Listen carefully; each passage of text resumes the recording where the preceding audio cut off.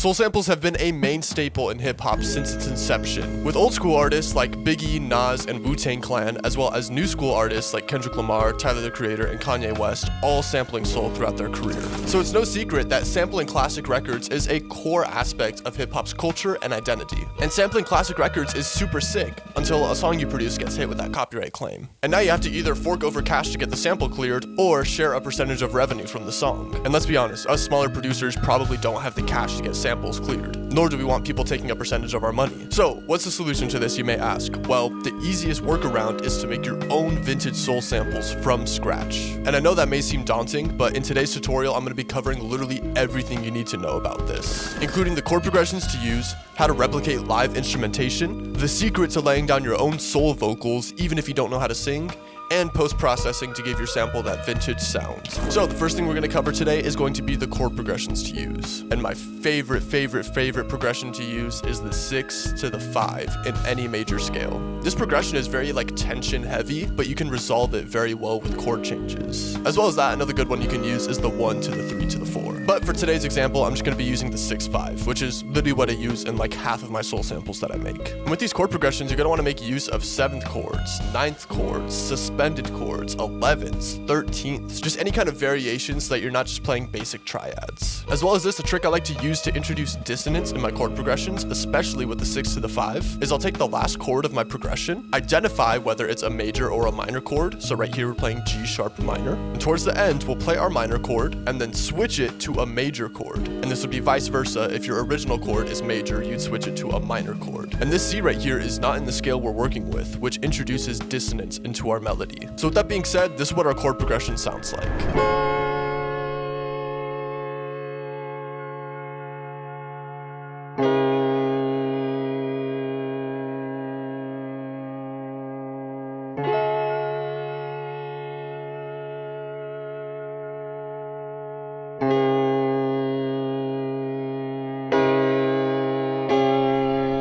So now that I've covered the chords and the chord progressions you're going to want to use, I want to get into live instrumentation, which is arguably the most important aspect of making vintage soul samples. And the first thing you're going to want to focus on is finding good VSTs that sound like live instruments in the first place. And for this sample, I'm using a mix of Arturia plugins like Piano V3, as well as Omnisphere and BBC Symphonic Orchestra. But don't worry if you don't have top shelf, really expensive VSTs, as you can find really accurate live instrument VSTs that are completely free. And one of my favorite free VSTs for this is going to be Spitfire Labs. And they have a bunch of live instrument emulators that sound super sick and realistic. So now that we've covered the actual sound selection of live instrumentation, I want to go over how to make it sound like it's being played live. And the easiest way to do that is to actually play your melodies live. Now, if you have a MIDI keyboard, I heavily recommend making use of it. Even if you're not good at playing the piano, just play your chords out one chord at a time. Just the expression and the timing alone are going to assist you greatly in making your melody sound much more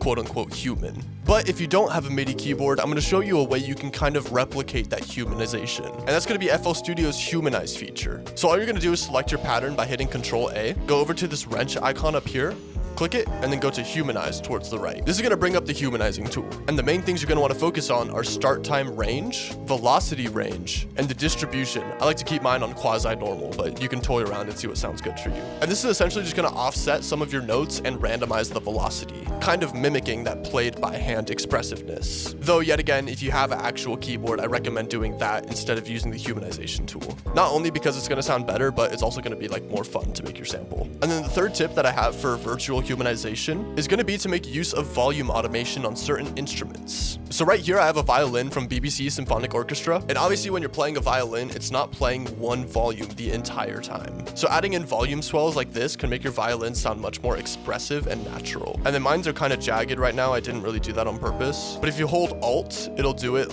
much more smoothly, so I recommend doing that instead. So now that we've covered how to virtually replicate that live instrument sound, let's get into another incredibly important aspect of soul samples, which is vocals. And even if you don't know how to sing, don't skip this part because I don't know how to sing either, and they came out decent. Okay, I'm not gonna hype myself up, but they came out decent. So what you're gonna do for these vocals is you're just gonna type out some random lyrics about love, or losing your love, or missing your love, or finding new love, just something about love. And you're just gonna brainstorm your vocal melody by singing gibberish along to your sample. So you'll just let your sample play and then sing whatever melodies come to mind.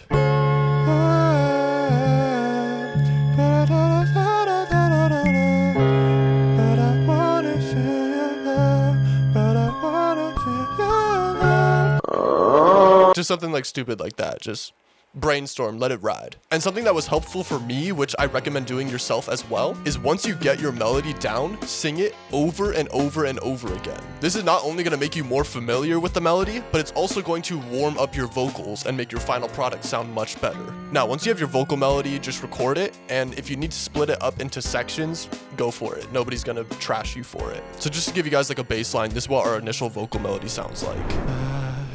Try to walk away, but my feet won't move.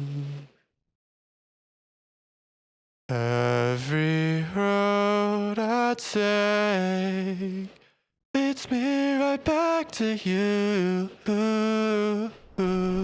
As you can tell, it's not the best singing. Some of the notes are horribly out of tune, but it kind of gets masked by the rest of the melody. And another way you can mask your horribly out of tune singing is by creating vocal harmonies. If you have these layered vocals and there's one note out of tune, it kind of gets washed out by the rest of them. So yet again, you're gonna play your initial vocal melodies and just sing gibberish along to it to try to find a harmonized melody. I try to walk. Just stuff like that. Try to find stuff that doesn't sound like super dissonant, just sounds like natural. So with that being said, this is what our harmonized vocal melody sounds like now. As you'll see, it sounds much more full and just better, to be honest. I try to walk away, but my feet won't move. Every road I take leads me right back to you. Still, yet again, not incredible, but better than it was before. And if you feel like you have notes that are like horribly out of tune, you can use a native FL Studio feature called New Tone. So all you'll do is you'll pull up your waveform, right click on it, and then edit in pitch editor. This is gonna bring up New Tone, which if you don't have like the full version of FL Studio, it's gonna be in trial version. But don't worry, I'm gonna show you a way you can get around it without like paying for it. And all you'll do with this is go over to this little scissor icon right here, select your scale. So for me, it's F sharp major, I believe. And then you'll hit snap to scale. And this is just gonna snap all of your vocal melodies to the scale. I forgot I did that. That's bad. But yeah, if you want to like drag this into your timeline, it doesn't let you if you have the trial version. So what you're going to do is you're going to have your new tone on your master bus, which it automatically like spawns there. You're going to put Edison underneath it and have it record on input. Go over to your new tone and just record this. Go back to Edison, and then boom, you have it right here. Then you can just drag it into your timeline and match it up with the time of your original vocal. And then as far as vocal processing goes, you don't really want to go too crazy with it because you want it to have like a light, natural sound. So I just have a fruity limiter acting as a noise gate to take out some of that like background noise and like keyboard clicks and stuff like that, as well as light compression and an EQ taking out some of those lows, making it a little less boxy, as well as dynamic resonance suppression at around 2400 hertz, and stripping off some of those high ends because the recording was a bit like buzzy. So yeah, it's going to completely cover laying down your own vocals. It may seem like a bit daunting or challenging. I know it did to myself because I usually don't lay down vocals in my samples, but just try laying down some melodies and see where it takes you. In my opinion, the final product is much better with the vocals than it was without. So with that being said, the last aspect of making soul samples I'm going to cover is post-processing. And you're really only going to want to focus on two things when it comes to post-processing. The first of which is some kind of like vinyl or cassette emulator. So for this, I'm using Sketch Cassette. I have it on the Type 1 preset on the master bus, turned down the age a little bit, and then I turned up the flutter by a little bit as well. But if you don't have Sketch Cassette, a free alternative to this would be Isotope Vinyl, where Sketch Cassette is a cassette emulator, Isotope Vinyl is obviously a vinyl emulator. But yeah, throwing down something like this is just gonna make your sample sound much less modern, which is perfect. And then the second post-processing effect is going to be some type of pitch shifter. Now I'm just using Sound Shifter Pitch from Waves, but I'm pretty sure FL Studio has a native pitcher if I'm not mistaken, but if not, you can find a free one online. And with this, I'm just pitching our entire sample up by 450 cents. It's completely optional, but I kind of like detuning my samples a little bit, just because it makes it sound much more unique, like it's not in a traditional key, so to speak. Just make sure when you export it, you say that it's put up by 50 cents, otherwise people are going to have a field day trying to sample it. But yeah, with that being said, to show the importance of post-processing, I'm going to play the sample without the cassette emulator and without the pitching, and then I'm going to play it again with those effects. I try to walk away,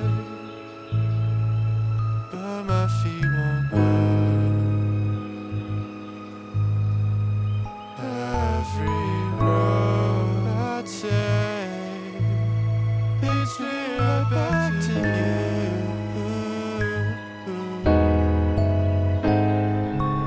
then this is what our final product sounds like with the post-processing. I try to walk away, but my feet won't move. Every road I take leads me right back to you.